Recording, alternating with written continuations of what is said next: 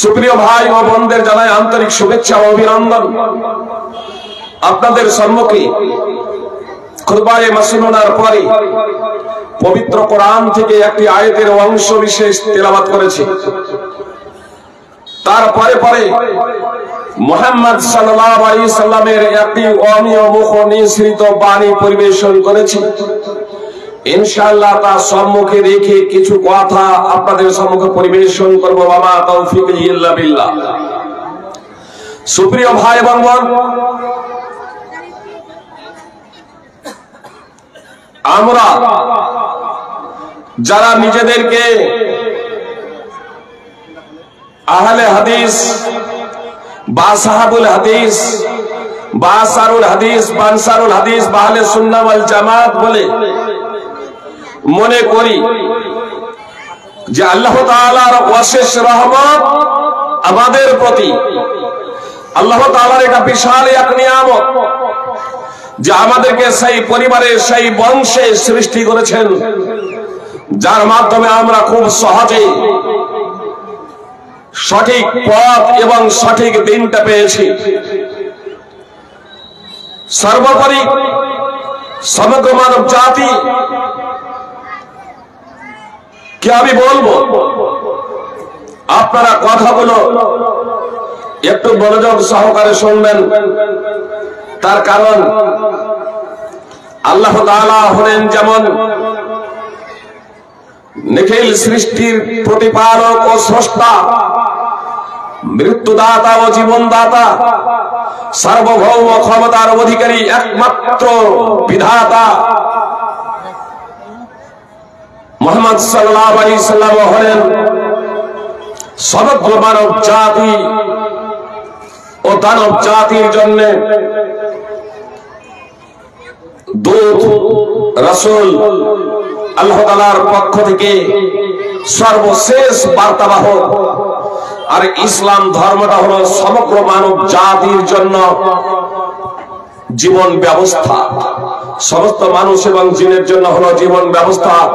এটা শুধু মুসলমানদের জন্য জীবন ব্যবস্থা এমনটি নয়, ইসলামটা শুধু মুসলমানদের ধর্ম এমনটি নয়, আমাদের সকলের জন্যই হলো জীবন ব্যবস্থা দ্বীনে ইসলাম। সুপ্রিয় ভাই এবং বোন, কথা একটু মনোযোগ দিয়ে শুনবেন।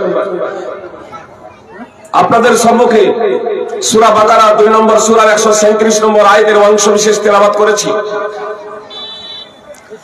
মানহাজে সালাত কি, তার গুরুত্ব কি, তার মাহাত্ম্য কি, কেন মানহাজে সালাফ মুক্তির জন্য, সফলতার জন্য, পার্থিব জগতেও মাথা উঁচু করে দাঁড়ানোর জন্য, বারজাখী জীবন তথা পারলৌকিক জগতের শাস্তি থেকে পরিত্রাণের জন্য এবং আল্লাহ তাআলার সন্তুষ্টির জন্য আবশ্যিক।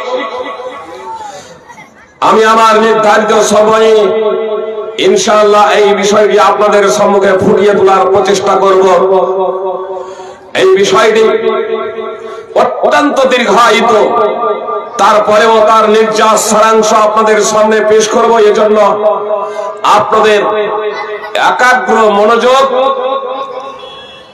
আমি কামনা করছি। একাগ্র মনোযোগ সহকারে যদি আপনারা কথাগুলো শ্রবণ করেন তাহলে ইনশাআল্লাহ আপনাদের বুঝতে সুবিধা হবে। মানহাজে সালাফ, মানহাজ মানে পথ, আর সালাফ মানে পূর্ববর্তী। যখন সালাফ অনির্দিষ্ট ভাবে উল্লেখ করা হয় তখন এর দ্বারা পূর্ববর্তী বা পারিভাষিক অর্থে এর তাৎপর্য হলো সাহাবায়ে কেরাম রাদিয়াল্লাহু তাআলা আনহুম এবং তাবেঈন এবং তাবা তাবেঈন। তো মানহাজে সালাফ বলতে সাহাবা, তাবেঈন, তাবা তাবেঈন, এই 3 যুগের শ্রেষ্ঠতম মনীষী ব্যক্তিবর্গরা লক্ষ্য এবং উদ্দেশ্য, তাদের পথ আল্লাহ তাআলা পবিত্র কোরআনে স্পষ্টভাবে বলছেন, ফাইন আমানু বিমিসলি মা আমানতুম বিহি ফাকাদ ইহতাদাউ ওয়া ইন তাওয়াল্লাউ ফাইন্নামা হুম ফি শিকাক, যদি তারা তোমাদের মতো ঈমান আনয়ন করে তাহলে সুপথ পাবে, হেদায়েত পাবে। আর যদি তোমাদের মতো ঈমান আনয়ন না করে, বিমুখ হয়ে যায়, মুখ ফিরিয়ে নেয়, তাহলে তারা তো রয়েছে কেবল বিরোধিতায়। সূরা বাকারার 137 নম্বর আয়াতের অংশ বিশেষ। অত্র আয়াতে আল্লাহ তাআলা বলছেন, যদি তারা, এই তারাদের হেদায়েত, তারাদের সুপথে এর পথিক, তাদের সুপথের পথিক হওয়ার জন্য আল্লাহ তাআলা সাহাবায়ে কেরাম রাদিয়াল্লাহু তাআলা আনহুমদের ঈমানকে মানদণ্ড, মিজান নির্ধারণ করেছেন, দাড়ি পাল্লা নির্ধারণ করেছেন। সুপ্রিয় ভাই বোন, যে পরবর্তী প্রজন্মের মানুষেরা, পরবর্তী প্রজন্মের লোকেরা, তারা হেদায়েত প্রাপ্ত ও সুপথ প্রাপ্ত তখনই হবে যখন তোমাদের মতো, তোমাদের বলতে সকলের ঐক্যমতেই সাহাবায়ে কেরাম রাদিয়াল্লাহু তাআলা আনহুম। তার কারণ হলো, এই কোরআনের আয়াত যখন মুহাম্মদ সাল্লাল্লাহু আলাইহি সাল্লামের উপরে অবতীর্ণ হয়, তখন যারা ঈমান আনয়ন করেছিলেন এবং ঈমানের উপরে মৃত্যুবরণ করেছিলেন, রাসূল সাল্লাল্লাহু আলাইহি সাল্লামকে ঈমানের অবস্থায় দেখেছিলেন, ঈমানের অবস্থায় রাসূল সাল্লাল্লাহু আলাইহি সাল্লামের সাথে তাদের সাক্ষাৎ ঘটেছিল, সকলের ঐক্যমতেই তারা হলেন সাহাবা, রাসূল সাল্লাল্লাহু আলাইহি সাল্লামের সহচর্যগণ। তাই সাহাবায়ে কেরাম রাদিয়াল্লাহু তাআলা আনহুমদের ঈমানকে পরবর্তীদের জন্য মানদণ্ড নির্ধারণ করলেন যে সাহাবাদের মতো যদি ঈমান আনয়ন করে তাহলে তারা হেদায়েত প্রাপ্ত হবে, আর যদি সাহাবায়ে কেরাম রাদিয়াল্লাহু তাআলা আনহুমদের মতো ঈমান আনয়ন না করে তাহলে তারা তো রয়েছে কেবল বিরোধিতায়। আল্লাহ তাআলা সূরা বাকারার 13 নম্বর আয়াতে বলছেন, ওয়াইদা কিলা লাহুম আমিনু, ওয়াইদা কিলা লাহুম আমিনু কামা আমানান নাস ক্বালু আনুমিনু কামা আমানাস সুফাহা আলা ইন্নাহুমুস সুফাহা ওয়ালাকিন লা ইয়ালামুন।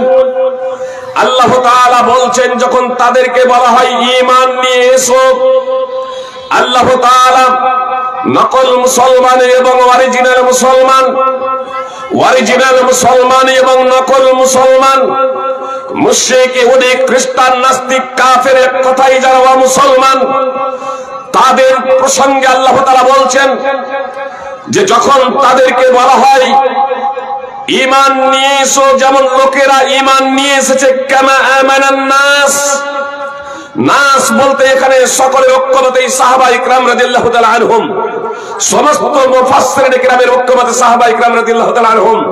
তো আল্লাহ তাআলা বলছেন যে সাহাবাদের কথা যখন নকল মুসলমানদের বলা হয়, ও মুসলমানদের বলা হয়, তখন তারা বলে আমরা নির্বোধের মতো ঈমান নিয়ে আসব। সাহাবায়ে কেরাম রাদিয়াল্লাহু তাআলা আনহুমদেরকে নির্বোধ বলে নকল মুসলমানরা, নকল মুসলমানেরা নির্বোধ বলে। আজকেও অনেকেই আছে যারা যারা দ্বীনি শিক্ষায় শিক্ষিত, যারা দ্বীনি শিক্ষায় শিক্ষিত, যারা ধর্মীয় শিক্ষায় শিক্ষিত, ধর্মীয় গুণে গুণান্বিত, সেই সমস্ত ব্যক্তিদের অনেকেই বলে এরা হচ্ছে পাগল, এরা হচ্ছে পাগল, এরা দুনিয়া বুঝে না, এরা পার্থিব বিষয় সম্পর্কে জ্ঞান রাখে না, এরা অজ্ঞ।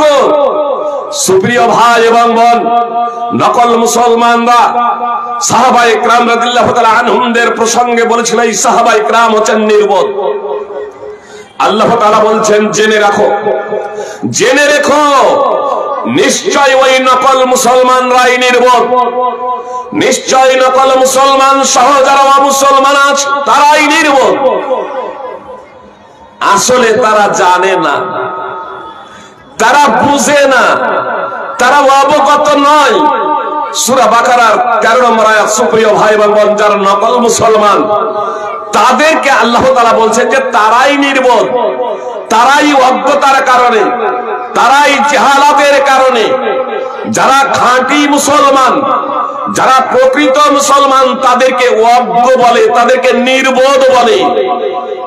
সুপ্রিয় ভাই বোন, মানহাজে সালাফকে খুব সহজে বোঝার জন্য আপনাদের সামনে আমি 3টি পয়েন্ট উল্লেখ করব। এই 3টি পয়েন্ট যদি আপনারা যথাযথভাবে বুঝে যান তাহলে আপনার মানহাজে সালাফ তথা সালাফদের পথকে বুঝতে আমাদের সুবিধা হবে এবং কেন আমরা সাহাবাদের পথকে আঁকড়ে ধরবো, সালাফদের পথকে আঁকড়ে ধরবো, এটা আমাদের বুঝতে সুবিধা হবে। সুপ্রিয় ভাই বোন, নম্বর 1, তাকদীমুন নাকলি সহি আলাল আকল। বিবেকের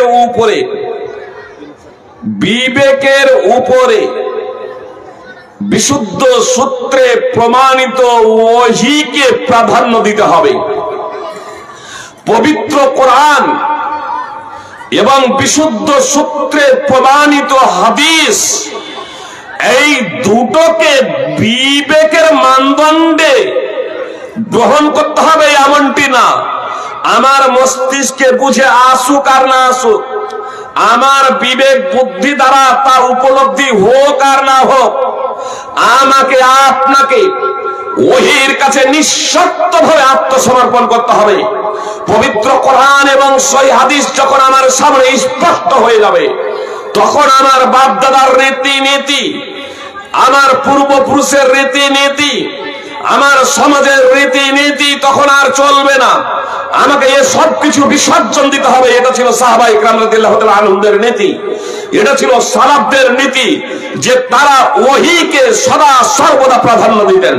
এর দলিল আল্লাহ তাআলা পবিত্র কোরআনে বলছেন, ইয়া আইয়ুহাল্লাযীনা আমানু আতিউল্লাহ ওয়া আতিউর রাসূল ওয়া উলিল আমরি মিনকুম ফাইন তানাযাতুম ফি শাইইন ফারুদ্দুহু ইলাল্লাহি ওয়ার রাসূল ইন কুনতুম তুমিনুনা বিল্লাহি ওয়াল ইয়াউমিল আখির।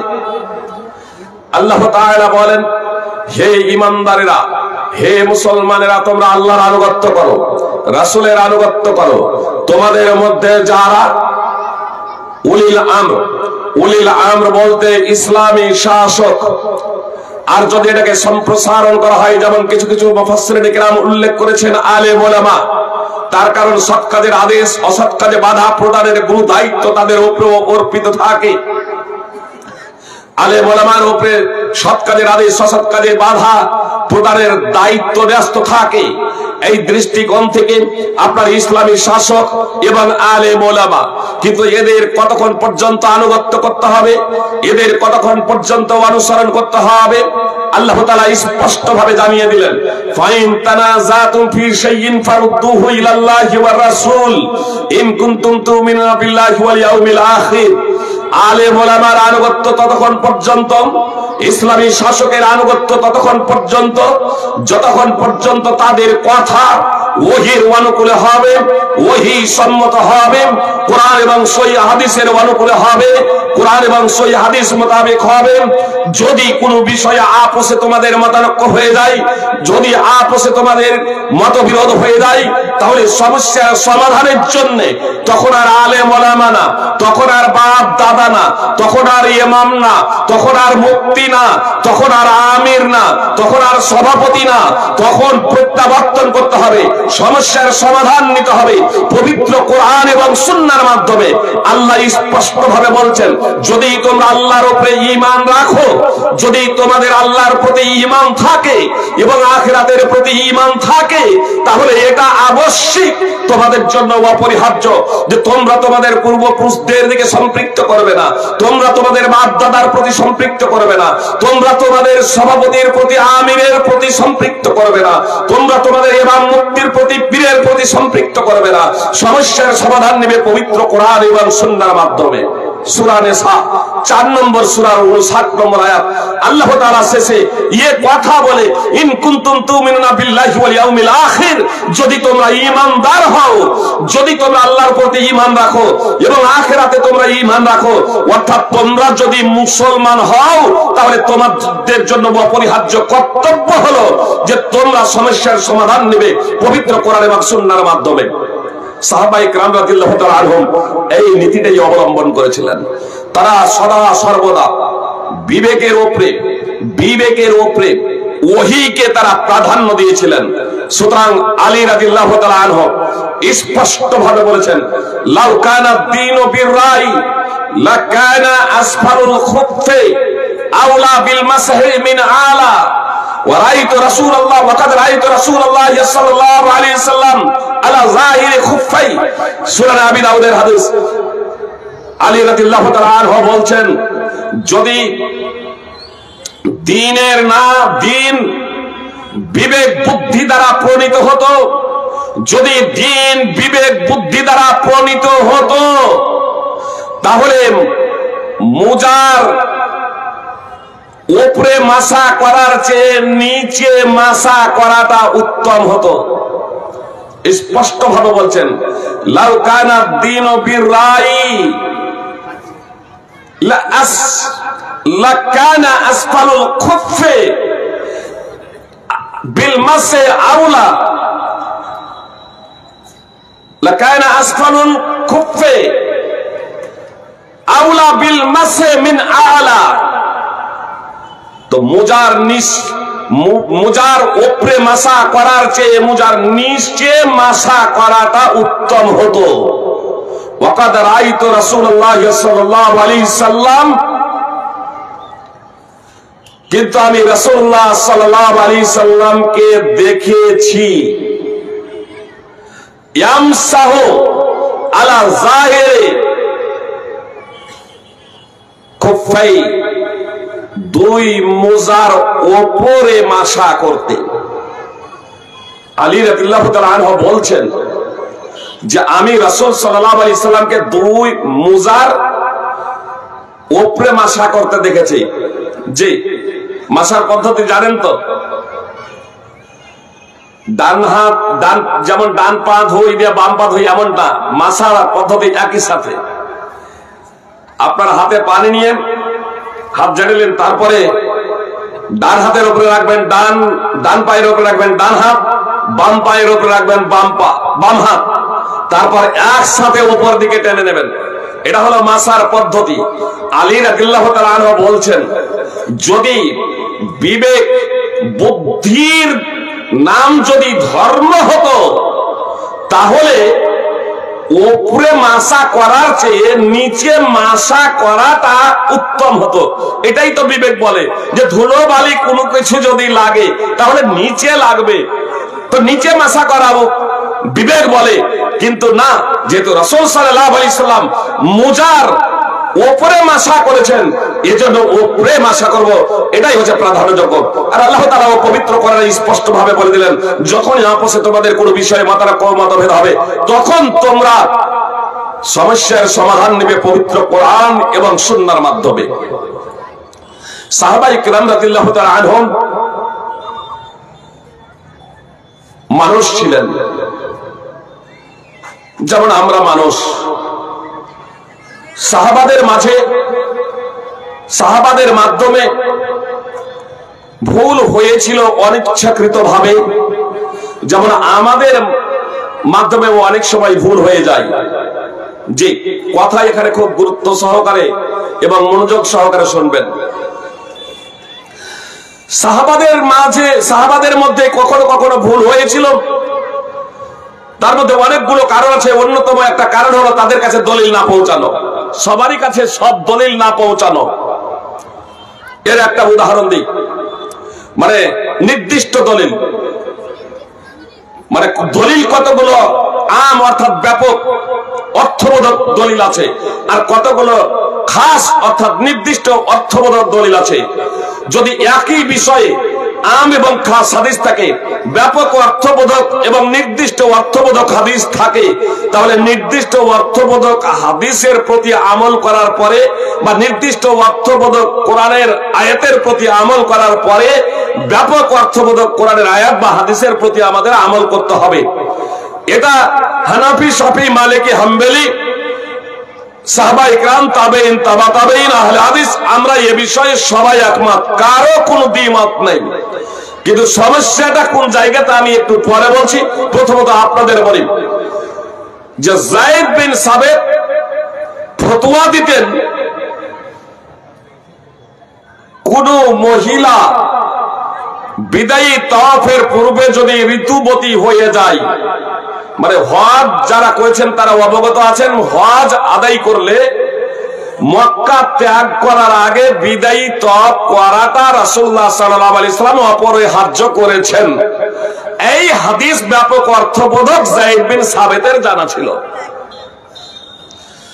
যায়েদ বিন সাবিত ফতোয়া দিচ্ছেন, কোন মহিলা যদি বিদায়ী তাওয়াফের আগে ঋতুবতী হয়ে যায় তাহলে সেও মক্কা ত্যাগ করতে পারবে না যতক্ষণ না সে পবিত্র হবে, মক্কাতে অবস্থান করবে, পবিত্র হবে, তারপরে বিদায়ী তাওয়াফ করবে, তারপরে মক্কা ত্যাগ করবে। কিন্তু ঋতুবতী মহিলাদের জন্য নির্দিষ্ট বিধান আছে। রাসূলুল্লাহ সাল্লাল্লাহু আলাইহি ওয়াসাল্লামের এই নির্দিষ্ট হাদিস, খাস হাদিস ঋতুবতী মহিলাদের সাথে, এই হাদিস যায়েদ বিন সাবিত জানতেন না। আব্দুল্লাহ ইবনে আব্বাস রাদিয়াল্লাহু তাআলা আনহুর কাছে মদিনা থেকে আগত কিছু ব্যক্তি প্রশ্ন করলেন, যদি বিদায়ী তাওয়াফের আগে, তাওয়াফে জিয়ারার পরে কোন মহিলা ঋতুবতী হয়ে যায় তাহলে সেই মহিলা কি বিদায়ী তাওয়াফের আগে মক্কা ত্যাগ করতে পারবে? তো ইবনে আব্বাস রাদিয়াল্লাহু তাআলা আনহু বললেন, হ্যাঁ, কোনো সমস্যা নেই। তাওয়াফে জিয়ারা, তাওয়াফে ইফাজার পরে যদি ঋতুবতী হয়ে যায় তাহলে তার জন্য ছাড় আছে, সে যেতে পারে। তখন ওই মক্কার মদিনার ওই লোকগুলো বলল, আমরা আপনার কথা গ্রহণ করতে পারবো না, আমরা আপনার কথাটা মেনে নেব না, যায়েদ বিন সাবিতের কথা আমরা ছাড়বো না। যায়েদ বিন সাবিত ফতোয়া দিচ্ছে যে সে অবস্থান করবে মক্কাতে, তারপরে পবিত্র হওয়ার পরে বিদায়ী তাওয়াফ করবে, তারপরেই যাবে, অর্থাৎ তার জন্য বিদায়ী তাওয়াফ অপরিহার্য। আর আপনি বলছেন না, বিদায়ী তাওয়াফ না করলেও তার চলবে। তো যায়েদ বিন সাবিতের ফতোয়া আমরা ছেড়ে দেব না। প্রথমত আমরা সবাই এক বাক্যে বললাম, আহলে সুন্নাহ ওয়াল জামাআহ, হানাফি, শাফিঈ, মালিকি, হাম্বলি, আহলে হাদিস, তারা সবাই বললাম যে খাস হাদিসের প্রতি আমল করার পরে আম হাদিসের প্রতি আমল করতে হবে। কিন্তু মাযহাবকে বাঁচাতে গিয়ে আমার মাযহাবী ভাইরা কি করেন জানেন? তারা বলেন যে এই যে সাহাবায়ে কিরাম রাদিয়াল্লাহু তাআলা আনহুমদের যুগে তাকলিদ শুরু হয়ে গিয়েছিল, সাহাবায়ে কিরামদের যুগে তাকলিদ, অন্ধ অনুকরণ শুরু হয়ে গিয়েছিল, ব্যক্তির আনুগত্য, ব্যক্তির অনুসরণ সেটা শুরু হয়ে গিয়েছিল। কোরআনের অনুকূলে হোক, সুন্নাহর অনুকূলে হোক আর প্রতিকূলে হোক, সাধারণ মানুষের জন্য এক একজন ব্যক্তির অনুসরণ করা এটাই হচ্ছে আবশ্যক। যেমন যায়েদ বিন সাবিতের ফতোয়া অনুযায়ী মদিনার কিছু ব্যক্তিরা বললেন ইবনে আব্বাসকে, আপনার ফতোয়া নেব না, আমরা যায়েদ বিন সাবিতের ফতোয়া অনুযায়ী চলবো। কিন্তু হাদিসটা এই জায়গাতেই শেষ নয়। সুপ্রিয় ভাই এবং বোন, কথা খুব মনোযোগ দিয়ে শুনুন। ইবনে আব্বাস রাদিয়াল্লাহু তাআলা আনহু তাদেরকে বলেছিলেন, তোমরা উম্মে সুলাইম রাদিয়াল্লাহু তাআলা আনহাকে গিয়ে তোমরা ফতোয়া জিজ্ঞেস করবে। তারপরে তারা ওই মদিনার লোকগুলো উম্মে সুলাইম রাদিয়াল্লাহু তাআলা আনহাকে গিয়ে জিজ্ঞেস করেছিলেন। তখন উম্মে সুলাইম রাদিয়াল্লাহু তাআলা আনহা আল্লাহ রাসূল সাল্লাল্লাহু আলাইহি সাল্লামের হাদিস তাদেরকে শুনিয়ে দিলেন যে সাফিয়া রাদিয়াল্লাহু তাআলা আনহা তাওয়াফে জিয়ারার পরে ঋতুবতী হয়ে গিয়েছিলেন। তখন রাসূল সাল্লাল্লাহু আলাইহি সাল্লাম বললেন, তাহলে কোনো সমস্যা নেই, বিদায়ী তাওয়াফ না করেই তুমি মক্কা ত্যাগ করতে পারো। সহিহ বুখারী হাদিস নম্বর 1759, ফাতহুল বারী সহ দ্রষ্টব্য। ফাতহুল বারীতে স্পষ্টভাবে ইমাম ইবনে হাজার আসকালী রাহিমাহুল্লাহ উল্লেখ করেছেন যে ওই লোকগুলো আবার ইবনে আব্বাস রাদিয়াল্লাহু তাআলা আনহুর কাছে ফিরে এসে বলছে যে আমরা ফতোয়া জিজ্ঞেস করেছিলাম, আমরা হাদিস পেয়ে গেছি আপনি যেমন বর্ণনা করেছেন, অর্থাৎ আপনার কথাটাই দলিল সম্মত, হাদিস সম্মত। সুপ্রিয় ভাই এবং বোন, শুধু তারাই শুধু যায়েদ বিন সাবিতের ফতোয়া ঝককে জানার পরে ছেড়েছিল তাই নয়, বরং যায়েদ বিন সাবিতের সাথে ইবনে আব্বাস রাদিয়াল্লাহু তাআলা আনহুর একদা সাক্ষাৎ ঘটে গেল। কখনো মতের মতানৈক্য হতে পারে না, কখনো মতের মতানৈক্য হতে পারে। কথা খুব মনোযোগ দিয়ে শুনুন। তার কারণ আজকে আমাদের সমাজে, আমাদের দেশে একটা সংগঠন যদি করে, একটা সংগঠন যদি কেউ যদি করে, বা কোনো বিষয়ে যদি কারো যদি মতানৈক্য বা মতবিরোধ যদি হয়, তাহলে তখন এক অপরের সাথে কথা বলা বলি বন্ধ হয় না? আমাদের সমাজে এগুলো অনেক আছে, এগুলো অনেক আছে। অথচ একজন মুসলমান তার মুসলমান ভাইয়ের সাথে যদি বৈষয়িক কোনো বিষয়কে কেন্দ্র করে কথা বলা বলি বন্ধ করে দেয়, আর 3 দিন অতিবাহিত হয়ে যায়, তারপরে মৃত্যুবরণ করে, তাহলে জাহান্নামে যাবে, রাসূল সাল্লাল্লাহু আলাইহি সাল্লাম বলেছেন। অথচ আমাদের প্রতি হিংসা এবং বিদ্বেষ, এক অপরের প্রতি শত্রুতা, আর তারপরেও আমরা নিজেদেরকে মানহাজে সালাফের দাবিদার, সালাফি, আহলে হাদিস বলে আমরা দাবি করছি। সুপ্রিয় ভাই এবং বোন, আসলে মানহাজে সালাফি কে এ সম্পর্কে আমাদের সূক্ষ্ম ধারণাই নেই। কথা খুব মনোযোগ দিয়ে শুনুন। ইবনে আব্বাস রাদিয়াল্লাহু তাআলা আনহু ফতোয়া দিচ্ছেন বিদায়ী তাওয়াফ না করে ঋতুবতী মহিলা মক্কা ত্যাগ করতে পারেন, আর যায়েদ বিন সাবিত ফতোয়া দিচ্ছেন না, বিদায়ী তাওয়াফ করতেই হবে। ইবনে আব্বাসের সাথে যায়েদ বিন সাবিতের সাক্ষাৎ ঘটে গেল। যায়েদ বিন সাবিত বলছেন, ইবনে আব্বাস, মতানৈক্য হতে পারে সেটা স্বাভাবিক, কিন্তু মতানৈক্যকে কেন্দ্র করে আপনার হিংসা বিদ্বেষ, দলাদলি, ফেরকাবন্দি এবং এক অপরের প্রতি শত্রুতা অন্তরে পোষণ করা, শত্রুতা বিদ্বেষ হৃদয়ে পুষে রাখা, এটা সালাফদের বৈশিষ্ট্য নয়। সুপ্রিয় ভাই এবং বোন, যায়েদ বিন সাবিতের সাক্ষাৎ হয়ে গেল ইবনে আব্বাস রাদিয়াল্লাহু তাআলা আনহুর সাথে। যায়েদ বিন সাবিত ইবনে আব্বাসকে বলছেন যে আপনি ফতোয়া দিচ্ছেন যে বিদায়ী তাওয়াফ না করে যেতে পারে। বলছে হ্যাঁ, আমি তো ফতোয়া দিচ্ছি। তখন যায়েদ বিন সাবিত বলছেন যে আপনি আর ফতোয়া দেবেন না, মানে যায়েদ বিন সাবিত বয়সে বড়। ইবনে আব্বাসকে বলছেন যে আপনি আর এই ফতোয়াটা দেবেন না। তখন যায়েদ বিন সাবিত বললেন, আপনি তাহলে অমুক আনসারীকে জিজ্ঞেস করবেন। জি, কোন বর্ণনায় আছে স্পষ্ট ভাবে নাম নিয়েছেন, উম্মে সুলাইম রাদিয়াল্লাহু তাআলা আনহাকে তো জিজ্ঞেস করবে, উম্মে সুলাইম আনসারী রাদিয়াল্লাহু তাআলা আনহাকে জিজ্ঞেস করবে। যায়েদ বিন সাবিত ইবনে আব্বাস রাদিয়াল্লাহু তাআলা আনহুর কথা অনুযায়ী উম্মে সুলাইম রাদিয়াল্লাহু তাআলা আনহার কাছে গেলেন আর তাকে জিজ্ঞেস করলেন। তখন উম্মে সুলাইম রাদিয়াল্লাহু তাআলা আনহা হাদিস শুনিয়ে দিলেন রাসূল সাল্লাল্লাহু আলাইহি সাল্লামের বর্ণিত হাদিস, যে ঋতুবতী মহিলা, কোন মহিলা যদি তাওয়াফে জিয়ারার পরে যদি ঋতুবতী হয়ে যায়, তাহলে তখন তার জন্য বিদায়ী তাওয়াফ অপরিহার্য নয়। আল্লাহ রাসূল সাল্লাল্লাহু আলাইহি সাল্লাম তাদেরকে ছাড় দিয়েছেন, ওই ঋতুবতী হওয়া ছাড়া অন্যান্য মহিলা এবং পুরুষ যারা হজ যারা করবে তাদের অবশ্যই বিদায়ী তাওয়াফ করতে হবে, কিন্তু ঋতুবতী মহিলাদের জন্য রাসূলুল্লাহ সাল্লাল্লাহু আলাইহি সাল্লাম ছাড় দিয়েছেন। এই কথা যখন উম্মে সুলাইম রাদিয়াল্লাহু তাআলা আনহার মুখ থেকে শুনলেন, হাদিস সম্পর্কে যখন অবগত হলেন, তখন ঘরের কোনায় চুপ করে বসে গেলেন না আমাদের মতো, যে হক জেনে যাওয়ার পরেও এতদিন থেকে এই ফতোয়া দিয়ে এলাম বা এতদিন থেকে এই ফতোয়া দিয়েছি, আর আমার বয়সও বড়, তাহলে আমি এখন যদি ফতোয়াটা প্রত্যাহার করে নিই তাহলে আমার মান সম্মান ডুবে যাবে। সারাক্ষণ সাহাবায়ে কেরাম, তাবেঈন, তাবেঈন, তারা এটা কখনো ভাবতেন না, বরং সফলতা সেই জায়গাতে আছে নিজের সংস্কার এবং সংশোধনে।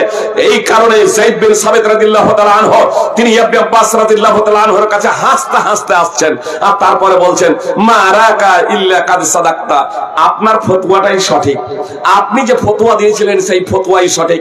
যায়েদ বিন সাবিত তার দীর্ঘদিনের ফতোয়া, যা ফতোয়া যাবত পর্যন্ত দিয়ে এসেছিলেন, তা থেকে তিনি প্রত্যাহার করে নিচ্ছেন। তিনি ইবনে আব্বাস রাদিয়াল্লাহু তাআলা আনহু যে ফতোয়া দিচ্ছিলেন সেই ফতোয়াই দিতে এবার শুরু করে দিলেন। তার পূর্বের মতকে তিনি প্রত্যাহার করে নিলেন। কিসের ভিত্তিতে? আপনার দলিলের ভিত্তিতে, হাদিসের ভিত্তিতে। সেখানে কোনো প্রকারের বিবেক খাটালেন না, সেখানে কোনো প্রকারের যুক্তি পেশ করলেন না, সুস্পষ্ট ভাবে দলিল পৌঁছে গিয়েছে, মাথা নত করে তা মেনে নিলেন। সহিহ মুসলিম হাদিস নম্বর 1328, মুসনাদ আহমদ হাদিস নম্বর 1990। সুপ্রিয় ভাই এবং বোন, টাইমের স্বল্পতার কারণে এ প্রসঙ্গে বিস্তারিত আলোচনা করার সময় নাই। তারপরেও আর একটি বিষয় স্বয়ং ইবনে আব্বাস রাদিয়াল্লাহু তাআলা আনহু বলে দেন। ইবনে আব্বাস রাদিয়াল্লাহু তাআলা আনহু ফতোয়া দিতেন, অর্থ যদি নগদে হয় তাহলে কম বেশি করাতে কোনো সমস্যা নাই। অর্থ যদি নগদে হয় কম বেশি করাতে কোনো সমস্যা নাই। তখন দিরহাম এবং দিনার ছিল। আমার এখানে যেহেতু দিরহাম এবং দিনারের অর্থ নেই, এজন্য আপনাকে সাধারণ অর্থ আমাদের টাকা দিয়ে বুঝাই। কেউ যদি 1000 টাকা দিয়ে 2000 টাকা নেই, যে সুদের যে চক্র চলছে, তাহলে ইবনে আব্বাস ফতোয়া দিতেন যে এটা বৈধ। জি, আবুল জাওজা রাহিমাহুল্লাহ তিনি তার কাছ থেকে এই ফতোয়া শিখলেন, এই বিধানটা শিখলেন, আর তারপরে নিজ এলাকায় এই ফতোয়াই দিতে শুরু করলেন যে অর্থ, জি স্বর্ণ মুদ্রা যদি নগদে যদি হয় তাহলে কম বেশি করাতে কোনো সমস্যা নেই। জি, কম বেশি করাতে কোনো সমস্যা নেই। সুপ্রিয় ভাতৃবৃন্দ, ইবনে আব্বাস রাদিয়াল্লাহু তাআলা আনহুর কাছ থেকে আবুল জাওজা এই ফতোয়া গ্রহণ করে তিনি ফতোয়া দিতে শুরু করলেন। পরবর্তীতে হজে গিয়ে ইবনে আব্বাস রাদিয়াল্লাহু তাআলা আনহুর সাথে সাক্ষাৎ ঘটে গিয়েছে। তখন ইবনে আব্বাস বৃদ্ধ হয়ে গিয়েছেন, জীবিত আছেন ইবনে আব্বাস। ইবনে আব্বাসকে তখন আবুল জাওজা জিজ্ঞেস করছেন যে, হে ইবনে আব্বাস, বলুন, আমার কানে একটা আওয়াজ পৌঁছেছে যে আপনি নাকি আপনার পূর্বের ফতোয়া প্রত্যাহার করে নিয়েছেন। আপনি নাকি আপনার পূর্বের ফতোয়া প্রত্যাহার করে নিয়েছেন। তো ইবনে আব্বাস রাদিয়াল্লাহু তাআলা আনহু বলছেন যে হ্যাঁ, আমি পূর্বের ফতোয়া প্রত্যাহার করে নিয়েছি। আবুল জাওজা বলছেন যে আপনি যখন থেকে আমাকে ফতোয়া দিয়েছিলেন আর আপনার কাছে এই ফতোয়াটা অবগত হয়ে আমি তখন থেকে অব্যাহত ধারায় এ পর্যন্ত তো ওই ফতোয়াই দিয়ে চলেছি, আর আপনি ফতোয়া প্রত্যাহার করে নিয়েছেন। ইবনে আব্বাস রাদিয়াল্লাহু তাআলা আনহু বলছেন, হ্যাঁ, আমি ফতোয়া প্রত্যাহার করে নিয়েছি, সেটা ছিল আমার রায়। আর এই আবু সাঈদ খুদরি রাদিয়াল্লাহু তাআলা আনহু তিনি হাদিস বর্ণনা করেছেন যে অর্থ স্বর্ণ মুদ্রা নগদ হলেও কম বেশি করা যাবে না, তার কারণ রাসূল সাল্লাল্লাহু আলাইহি সাল্লাম নিষেধ করেছেন। ইবনে আব্বাস রাদিয়াল্লাহু তাআলা আনহু বললেন, ফাতারাকতু রাই ইলা হাদিস রাসূলুল্লাহ সাল্লাল্লাহু আলাইহি সাল্লাম, আমি আমার মতবাদকে, আমি আমার রায়কে আমি বিসর্জন দিলাম, আমি আমার মতবাদকে আমি ছেড়ে দিয়েছি রাসূলুল্লাহ সাল্লাল্লাহু আলাইহি সাল্লামের হাদিসের কারণে। মুসনাদ আহমদ হাদিস নম্বর 11479। সুপ্রিয় ভাই এবং বোন, মুসলিম জাতি একটা প্ল্যাটফর্মে আসতে পারত, ভবিষ্যতেও আসতে পারে, যখন এই সাহাবায়ে কিরাম রাদিয়াল্লাহু তাআলা আনহুমদের মতো করে আমরা যখন আমাদের ভুলগুলোকে বিসর্জন দেব, কোরআন এবং সুন্নাহকে সাহাবায়ে কিরাম তথা সালাফদের মতো করে আমরা মেনে নেব। সুপ্রিয় ভাই এবং বোন, তাহলে দলিলকে আমাদের প্রাধান্য দিতে হবে। সুপ্রিয় ভাই এবং বোন, আপনার শিয়া যারা সাহাবায়ে কিরাম রাদিয়াল্লাহু তাআলা আনহুমদেরকে কাফের ফতোয়া দেয়, আবু বকর ওমর রাদিয়াল্লাহু তাআলা আনহুকে কাফের ফতোয়া দেয়, তারা কি বলে জানেন? তারা বলে রাসূল সাল্লাল্লাহু আলাইহি সাল্লামের যে সম্পদ, সেই সম্পদের ভাগ দেননি আবু বকর রাদিয়াল্লাহু তাআলা আনহু এবং ওমর রাদিয়াল্লাহু তাআলা আনহু। আবু বকর এবং ওমর তারা ভাগ দেননি আল্লাহ রাসূল সাল্লাল্লাহু আলাইহি সাল্লামের মেয়ে ফাতেমাতুজ জাহরাকে। অথচ কোরআনে আল্লাহ তাআলা কি বলেছেন? কোরআনে বলেছেন যদি একজন মেয়ে হয় তাহলে অর্ধেক, আর যদি একাধিক মেয়ে হয় তাহলে 2/3। তো আল্লাহ রাসূল সাল্লাল্লাহু আলাইহি সাল্লামের মেয়েরা আল্লাহ রাসূল সাল্লাল্লাহু আলাইহি সাল্লামের উত্তরাধিকার হতেন। আল্লাহ তাআলা সূরা কোরআনে স্পষ্ট ভাবে বলেছেন, বাপ যদি মারা যায় তাহলে মেয়েরা সম্পদের উত্তরাধিকার হবে, এক হলে অর্ধেক, আর একাধিক হলে মানে ছেলে যদি না থাকে একটাই মেয়ে তাহলে অর্ধেক, আর যদি একাধিক মেয়ে হয় তাহলে 2/3। অথচ আবু বকর এবং উমর রাদিয়াল্লাহু তাআলা আনহুমা এই দুইজন কাফের, আমি তাদের কথাটা বল করছি যে শিয়া এরা কাফের, যে এরা ফাতেমা রাদিয়াল্লাহু তাআলা আনহাকে সম্পদ দেয় নাই। সুপ্রিয় ভাই এবং বোন, নাউযুবিল্লাহি মিন যালিক, আবু বকর সিদ্দিক রাদিয়াল্লাহু তাআলা আনহু যে সম্পদ দেয় নাই এটা চূড়ান্ত বাস্তব। রাসূল সাল্লাল্লাহু আলাইহি সাল্লামের সম্পদ বন্টন করেন নাই, এটা চূড়ান্ত বাস্তব। কিন্তু তারা যারা আবু বকর এবং উমর রাদিয়াল্লাহু তাআলা আনহুর উপরে মিথ্যা অপবাদ দিচ্ছে, তারা হচ্ছে ধোঁকাবাজ এবং প্রতারক।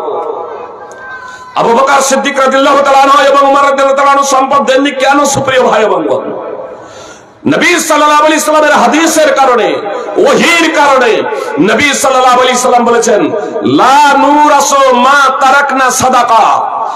আমরা তথা নবীরা যা কিছু ছেড়ে যায় তার উত্তরাধিকার হয় না, তা সবই আপনার সাদাকা, সবই দান। নবী মুহাম্মদ সাল্লাল্লাহু আলাইহি সাল্লাম বলেন যে নবীর উত্তরাধিকার, যে ধন সম্পদের উত্তরাধিকার কেউ হয় না, যা কিছু ছেড়ে যান সবই দান। আর আল উলামা ওয়ারাসাতুল আম্বিয়া, কিন্তু নবী যে ওহীর জ্ঞানে জ্ঞানান্বিত ছিলেন, ওহী প্রাপ্ত হয়েছিলেন, সেই ওহীর উত্তরাধিকার বানিয়ে গেছেন আলেম ওলামাদের। সুপ্রিয় ভাই এবং বোন, তাই হাদিসের ভিত্তিতে আবু বকর সিদ্দিক রাদিয়াল্লাহু তাআলা আনহু তার আল্লাহ রাসূল সাল্লাল্লাহু আলাইহি সাল্লামের সম্পদ বণ্টন করেননি। সুপ্রিয় ভাই এবং বোন, আপনাদের বলি, যদি আবু বকর সিদ্দিক রাদিয়াল্লাহু তাআলা আনহু যদি সম্পদ বণ্টন করতেন, তো ফাতেমা রাদিয়াল্লাহু তাআলা আনহাই তো সম্পদ পেতেন, তাই নয়, বরং আবু বকর সিদ্দিক রাদিয়াল্লাহু তাআলা আনহার মেয়ে আয়েশা রাদিয়াল্লাহু তাআলা আনহা তিনিও তো সম্পদের মালিক হতেন। যে স্ত্রীরা উত্তরাধিকার হবে কোরআনেই আছে, তাহলে নিজের মেয়ে কথা দিলেন না? জি, উমর রাদিয়াল্লাহু তাআলা আনহার আপনার মেয়ে হাফসা রাদিয়াল্লাহু তাআলা আনহা তিনিও তো উত্তরাধিকার হতেন। সুপ্রিয় ভাই এবং বোন, এবার শিয়া ভাইদের আমি এলজামি প্রশ্ন করি, আপনি তো আলীকে মুসলমান ভাবছেন, আলী রাদিয়াল্লাহু তাআলা আনহুকে, আর আমরা সমস্ত সাহাবায়ে কেরাম রাদিয়াল্লাহু তাআলা আনহুকে মুসলমান ভাবি। সুপ্রিয় ভাই এবং বোন, আমার কাছে শিয়াদের কাছে প্রশ্ন, যে তারপরে আমি আপনাকে বলি যে আবু বকর এবং উমরের পরে, উসমান রাদিয়াল্লাহু তাআলা আনহুর পরে আলী রাদিয়াল্লাহু তাআলা আনহু তো খলিফা হয়েছিলেন, শাসক হয়েছিলেন, মুসলিম জাহানের প্রেসিডেন্ট হয়েছিলেন, আমিরুল মুমিনিন হয়েছিলেন। তার খেলাফতে আলী রাদিয়াল্লাহু তাআলা আনহু কেন রাসূল সাল্লাল্লাহু আলাইহি সাল্লামের মেয়ে ফাতেমাকে উত্তরাধিকার দেননি? ফাদাক এবং খাইবারের সম্পদটা তখন কেন বণ্টন করেননি? আসলে এজন্যই করেননি যে হাদিসের যে ওহীর কারণে, যে হাদিসের কারণে আবু বকর রাদিয়াল্লাহু তাআলা আনহু বণ্টন করেননি, যে ওহীর কারণে উমর রাদিয়াল্লাহু তাআলা আনহু বণ্টন করেননি, যে ওহীর কারণে উসমান রাদিয়াল্লাহু তাআলা আনহু বণ্টন করেননি, সেই ওহীর কারণে আলী রাদিয়াল্লাহু তাআলা আনহু খলিফা হওয়ার পরেও, শাসক হওয়ার পরেও, মুসলিম জাহানের প্রেসিডেন্ট হওয়ার পরেও আপনার সেই সম্পদ আর বণ্টন করেননি কেন? রাসূল সাল্লাল্লাহু আলাইহি সাল্লাম যেহেতু নিষেধ করেছেন। সুপ্রিয় ভাই এবং বোন, তো আজকে আপনার পৃথিবীতে বিভিন্ন যে মাযহাব তৈরি হয়েছে, দল তৈরি হয়েছে, এর অন্যতম কারণ হলো আমরা বিবেক খাটাতে গিয়েছি। কখনো ওহীকে পুরোপুরি অস্বীকার করেছি, কখনো আপনার ওহীর কিছু গ্রহণ করেছি, কিছু প্রত্যাখ্যান করেছি, কখনো আপনার কোরআন গ্রহণ করেছি, হাদিসকে প্রত্যাখ্যান করেছি, কখনো আপনার বিবেকের দোহাই দিয়ে আপনার অমুক সাহাবী যদি হাদিস বর্ণনা করে আর বিবেকের পরিপন্থী হয়, তাহলে সেই হাদিস গ্রহণযোগ্য নয়। আসলে এগুলো মাযহাবকে বাঁচানোর একটা কলা কৌশল। সুপ্রিয় ভাই এবং বোন, ফল কথা, আমাদেরকে যদি হেদায়েত প্রাপ্ত হতে হয়, আমাদেরকে যদি সুপথের পথিক যদি হতে হয়, তাহলে আমাদেরকে সাহাবায়ে কেরাম রাদিয়াল্লাহু তাআলা আনহুম তথা সালাফদের মানহাজকে অবশ্যই আঁকড়ে ধরতে হবে। সুপ্রিয় ভাই এবং বোন, টাইম আর বেশি নেই, মাত্র 5 মিনিট ব্যাখ্যা বিশ্লেষণে দেওয়া সম্ভব নয়। সুপ্রিয় ভাই এবং বোন, প্রত্যেকটা বিষয়ে যে 3টি পয়েন্ট আপনাদের সামনে উপস্থাপন করেছিলাম মানুষের সালাফকে বোঝার জন্য, আমি শুধু শেষটা আপনাদের সামনে ব্যক্ত করে দেই। সুপ্রিয় ভাই এবং বোন, যেমন হালাল হারামের ব্যাপারে, যেমন বৈধ অবৈধের ব্যাপারে, যেমন আকীদার ব্যাপারে, যেমন আমলের ব্যাপারে কোরআন যেমন দলিল, হাদিসও তেমনই দলিল। মুহাম্মদ সাল্লাল্লাহু আলাইহি সাল্লাম থেকে বিশুদ্ধ সূত্রে যে হাদিস পৌঁছে গেছে, সেই হাদিসও সেই দলিল, এখানে কোন প্রকারের পার্থক্য নেই। সুপ্রিয় ভাই এবং বোন, রাসূল সাল্লাল্লাহু আলাইহি সাল্লাম বলেছিলেন, জেনে রেখো ইন্নামা হারামা রাসূলুল্লাহ সাল্লাল্লাহু আলাইহি সাল্লাম মিসলু মা হারামাল্লাহ। জেনে রেখো নিশ্চয়ই রাসূল সাল্লাল্লাহু আলাইহি সাল্লাম যা কিছু হারাম করেছেন তা আল্লাহর হারামকৃত বস্তুর মতই, আল্লাহর হারামকৃত জিনিসের মতই। সুনানে তিরমিজি এবং সুনানে ইবনে মাজাহ হাদিস নম্বর 12। সুপ্রিয় ভাই এবং বোন, আল্লাহ তাআলা স্পষ্টভাবে বলছেন, ومن يشاقق الرسول من بعد ما تبين له الهدى ويتبع غير سبيل المؤمنين نوليه ما تولى ونصليه جهنم وساءت مصيرا। সুপ্রিয় ভাই এবং বোন, কথা খুব মনোযোগ দিয়ে শুনুন। রাসূল সাল্লাল্লাহু আলাইহি সাল্লাম বলেছেন, আমার উম্মত ৭৩ দলে বিভক্ত হবে। বনী ইসরাইল 72 দলে বিভক্ত হয়েছিল, আমার উম্মত 73 দলে বিভক্ত হবে। 72টাই দল যাবে জাহান্নামে। কথা মনোযোগ দিয়ে শুনুন, 72টাই দল যাবে জাহান্নামে, মাত্র একটা দল যাবে জান্নাতে। রাসূল সাল্লাল্লাহু আলাইহি সাল্লামকে জিজ্ঞেস করা হয়েছিল যে দলটা জান্নাতে যাবে সেই দলটা কারা? রাসূল সাল্লাল্লাহু আলাইহি সাল্লাম বলেছিলেন ওয়াহিয়াল জামাআত, যে দলটা জান্নাতে যাবে সেই দলটা হলো জামাআত। মুআবিয়া বিন আবি সুফিয়ান সূত্রে হাদিস বর্ণিত, হাদিসের সনদ হাসান, অর্থাৎ বিশুদ্ধ সূত্রে হাদিস, বিশুদ্ধ সূত্রে হাদিস প্রমাণিত। সুনানে আবি দাউদ হাদিস নম্বর 4597, মুসনাদ আহমদ হাদিস নম্বর 16937। এই হাদিসটি আওফ বিন মালিক রাদিয়াল্লাহু তাআলা আনহু সূত্রে বর্ণিত আছে।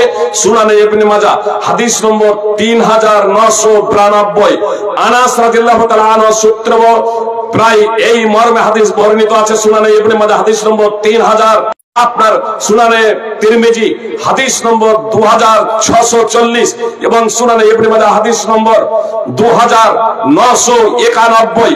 আল্লামা নাসিরউদ্দিন আলবানী রাহিমাহুল্লাহ সিলসিলাতুল আহাদিসিস সাহিহা হাদিস নম্বর 203 এবং 204 নম্বরে এই প্রসঙ্গে বিস্তারিত ভাবে আলোচনা করেছেন, আপনারা দেখতে পারেন।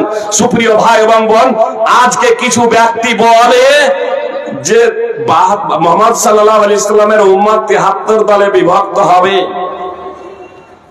73 দলে বিভক্ত হবে, আর 72টাই দল যাবে জাহান্নামে, একটা দল যাবে জান্নাতে।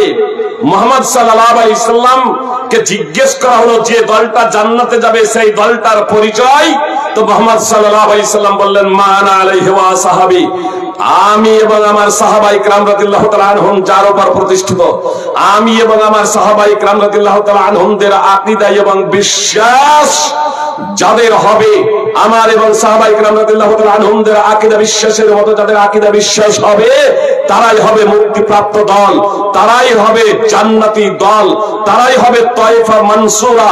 সুপ্রিয় ভাই এবং বোন, সুনানে তিরমিজির হাদিস, হাদিস নম্বর 2641। আমার কিছু ভাইরা ইদানিং বলতে শুরু করেছেন যে এই হাদিসটা জয়ীফ। যে সুপ্রিয় ভাই এবং বোন, এর দ্বারা কি বলতে চাচ্ছি, এর আগে যে হাদিসগুলো বললাম যে এই হাদিস আপনার বিশুদ্ধ সূত্রে প্রমাণিত, অবশ্যই এই হাদিসটা এখন যেটা বললাম যে 73 দলে বিভক্ত হবে, 72টা দল যাবে জাহান্নামে, মুহাম্মদ সাল্লাল্লাহু আলাইহি সাল্লাম এই কথা বলেছেন, একটা দল যাবে জান্নাতে, এই কথা মুহাম্মদ সাল্লাল্লাহু আলাইহি সাল্লাম বলেছেন। তার পরিচয় বলে দিচ্ছেন ওয়াহিয়াল জামাত, জামাত। আর জামাত কাকে বলে? ইবনে মাসউদ রাদিয়াল্লাহু তাআলা আনহু স্পষ্ট ভাবে বলে দিয়েছেন, আল জামাতু মা ওয়াফাকাল হক ওয়া ইন কুনতা ওয়াহদাক। জামাত হলো সেটাই যেটা হকের অনুকূলে হবে, অর্থাৎ পবিত্র কোরআন এবং সুন্নাহ মোতাবেক হবে, যদিও তার সদস্য সংখ্যায় একজন হয়। তারিখে দিমাশক এবং তাহদিবুল কামাল। সুপ্রিয় ভাই এবং বোন, এখন কথা হচ্ছে এই সুনানে তিরমিজির হাদিস আপনার 2641 নম্বর হাদিস। অবশ্য আপনাদের বলে রাখি, হানাফি, শাফি, মালিকি এবং আহলে হাদিস, হানাফি, শাফি, মালিকি, হাম্বলি এবং আহলে হাদিস এবং মুহাদ্দিসিনে কেরাম অন্যান্য এই সমস্ত হাদিসের কারণে এই হাদিসটিকে তিরমিজির আপনার সহিহ হাসান লিগাইরিহি বলে উল্লেখ করেছেন, অর্থাৎ এর ভাবার্থ সঠিক অন্যান্য হাদিসের কারণে। সুপ্রিয় ভাই এবং বোন, আসুন মুহাম্মদ সাল্লাল্লাহু আলাইহি সাল্লাম যে বললেন মুক্তিপ্রাপ্ত দল হলো যার আকীদা এবং বিশ্বাস আমার মতো হবে, আমি এবং আমার সাহাবায়ে কেরাম যার উপর প্রতিষ্ঠিত, অর্থাৎ পবিত্র কোরআন এবং সুন্নাহ। এই কথাটাতে মুহাম্মদ সাল্লাল্লাহু আলাইহি সাল্লাম বললেন। তো এই কথাটার ব্যাপারে আপনার সন্দেহ নাকি? সুপ্রিয় ভাই এবং বোন, যে জনগণকে বিভ্রান্ত করছেন যে যে যা করছে সবই জান্নাতে যাবে, কোনো সমস্যা নাই, যে দলেরই হোক না কেন, যে ফেরকারই হোক না কেন। একটা কথা আমি আপনাদের বলে দিই সুপ্রিয় ভাই এবং বোন, এখানে আল্লাহ তাআলা স্পষ্ট ভাবে বলছেন ওয়া মান ইউসাকিক রাসূলা মিন বাদে মা তাবায়্যানা লাহুল হুদা ওয়া ইয়াত্তাবি গায়রা সাবিলিল মুমিনিনা ওয়া ইয়াত্তাবি গায়রা সাবিলিল মুমিনিনা নুওয়াল্লিহি মা তাওয়াল্লা ওয়া নুসলিহি জাহান্নামা ওয়া সাআত মাসীরা। মুহাম্মদ সাল্লাল্লাহু আলাইহি সাল্লাম মুক্তিপ্রাপ্ত দলের যে কথাটা বলেছিলেন যে আমি এবং আমার সাহাবায়ে কেরাম যার উপর প্রতিষ্ঠিত, আল্লাহ কোরআনে সূরা নিসা 4 নম্বর সূরার 115 নম্বর আয়াতে স্পষ্ট ভাবে বললেন হেদায়াত স্পষ্ট হয়ে যাওয়ার পরে যে কেউ রাসূল সাল্লাল্লাহু আলাইহি ওয়াসাল্লামের বিরুদ্ধাচরণ করবে, এক রাসূল সাল্লাল্লাহু আলাইহি ওয়াসাল্লামের বিরুদ্ধাচরণ। নম্বর 2, মুমিনদের পথকে ছেড়ে দিয়ে অন্য পথে ধাবিত হবে। আর এই কোরআন যখন অবতীর্ণ হয় তখন যারা ঈমান আনয়ন করেছিল তাদের বলা হয় সাহাবী। আল্লাহ রাসূল সাল্লাল্লাহু আলাইহি ওয়াসাল্লামের সাহচর্যগণ, সাহচর্যবৃন্দগণ, সুপ্রিয় ভাই এবং বোন, তো আল্লাহ স্পষ্ট ভাবে বলছেন যে কেউ হেদায়াত স্পষ্ট হয়ে যাওয়ার পরে রাসূল সাল্লাল্লাহু আলাইহি ওয়াসাল্লামের বিরুদ্ধাচরণ করবে এবং সাহাবায়ে কিরাম রাদিয়াল্লাহু তাআলা আনহুদের পথকে ছেড়ে দিয়ে অন্য পথে ধাবমান হবে, আল্লাহ বলছেন আমি তাকে সেই দিকেই ধাবমান করব এবং তাকে জাহান্নামে নিক্ষেপ করব। তা কতই না নিকৃষ্ট স্থান। সূরা নিসা 4 নম্বর সূরার 115 নম্বর আয়াত। মুহাম্মদ সাল্লাল্লাহু আলাইহি ওয়াসাল্লাম হাদিসে যা বলেছিলেন তার ভাবার্থ এই কোরআনের আয়াত দ্বারাই সাব্যস্ত। সুপ্রিয় ভাই এবং বোন, আল্লাহ রাসূল এবং সাহাবায়ে কিরাম রাদিয়াল্লাহু তাআলা আনহুদের পথকে ছেড়ে দিয়ে যে কেউ অন্য পথ অবলম্বন করবে, গ্রহণ করবে, অন্য পথে ধাবিত হবে, আল্লাহ বলছেন আমি তাদেরকে জাহান্নামে নিক্ষেপ করব। অতএব সুপ্রিয় ভাই এবং বোন, পরিত্রাণ যদি পেতে চান, মুক্তি যদি পেতে চান, তাহলে অবশ্যই আপনার মানহাজে সালাত তথা সাহাবী, তাবেঈ এবং তাবেঈগণ যেভাবে কোরআন এবং সুন্নাহকে বুঝেছেন এবং মেনে চলেছেন সেইভাবে আমাদেরকে বুঝে তার উপরে আমাদেরকে জীবন যাপন করতে হবে, তাহলে আমরা পরিত্রাণ পাবো। আমি আর কথা আগে বাড়াচ্ছি না, এর সাথে সাথে আপনাদের শুধু এতটুকু বলতে চাই, সূরা তওবা 9 নম্বর সূরার 100 নম্বর আয়াত তাফসীর সহ এই প্রসঙ্গে বিশেষ দ্রষ্টব্য। আল্লাহ তাআলা আমাদের প্রত্যেককে পবিত্র কোরআন ও সুন্নাহ অনুযায়ী জীবন যাপন করার তৌফিক দান করেন। আমিন। আসসালামু আলাইকুম ওয়া রাহমাতুল্লাহি ওয়া বারাকাতুহু।